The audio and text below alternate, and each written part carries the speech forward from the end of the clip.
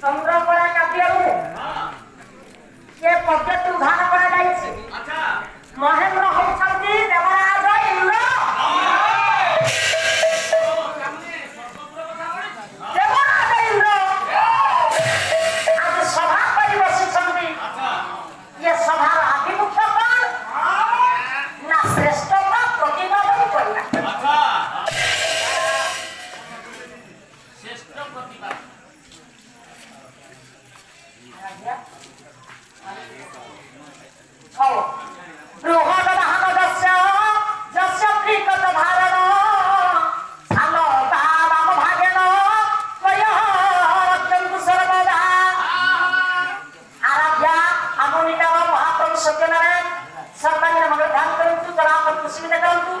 जीवन दर्श भन परिवर्तित करंतु घोर आनंदे प्रेमानंदे सर्वे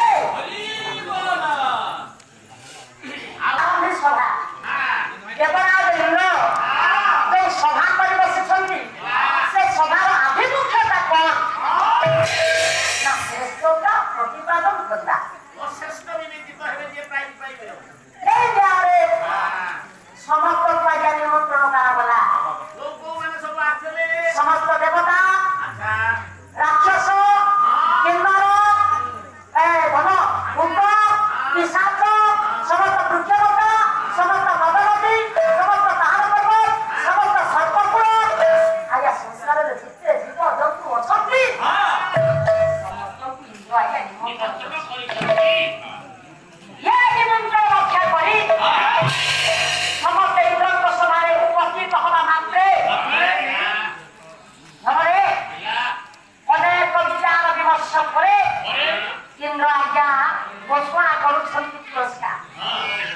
श्रेष्ठ भाव विवेचित करुछन्ति ये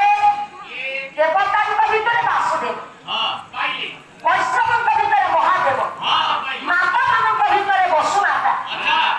आज्ञा नारी मानक भितर लक्ष्मी वृक्ष मानक भितर कल्पवृक्ष हमरे गाधी मानक भितर कामधेनु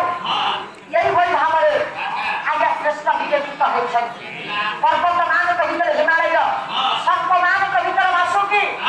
ये जेतेबेले श्रेष्ठ विवेचित हेले सौभाग्य शृंखला रही ये सभा